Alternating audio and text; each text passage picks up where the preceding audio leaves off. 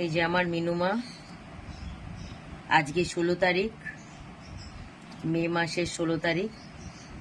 Operation হয়েছে মে মাসের 3 তারিখে, আজকে 16 তারিখ। তো আজকে 14 দিন হচ্ছে।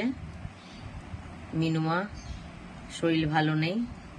তো মিনুমা কালকে একটু খাবার খেয়েছিল, ডাক্তারের যে খাবারটা লিখেছিল সেই খাবারটাই দিতে হবে। আজকে মর্নিংয়ে মিনুমাকে স্লাইন করে চলে গেছে, স্লাইন ইঞ্জেকশন যা দিয়েছে করে ফেলেছে, দিয়ে চলে গেছে। আবার মিনুমাকে আবার রাত্রেবেলা দিতে আসবে।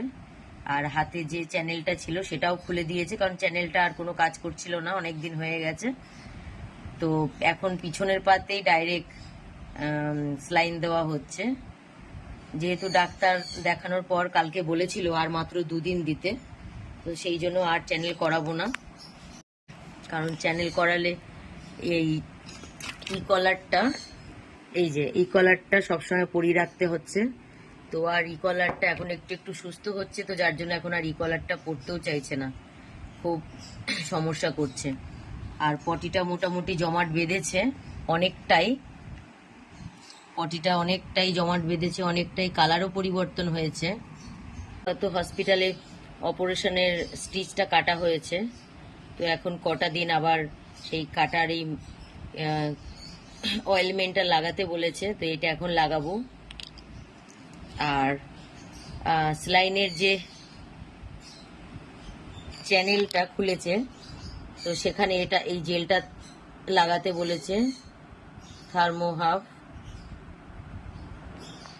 আর এটা যেখানে যেখানে স্লাইনের মানে নিডলটা ফোটানো হয়, তো সেই সব জায়গাতেই লাগাতে বলেছে, মানে পায়ে হাতে সব জায়গাতেই এখন লাগাবো। এই যে এই দুটো নিয়ে এখন বসেছি, লাগাবো। মর্নিংয়ে স্লাইন করে চলে গেছে।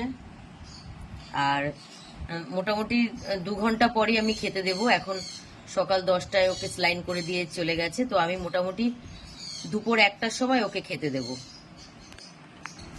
আমার মিনুমা একটু ভালো আছে, খাচ্ছে, হ্যাঁ, নিজেকে পরিষ্কার করছে, উঠে দাঁড়াচ্ছে, হাঁটছে।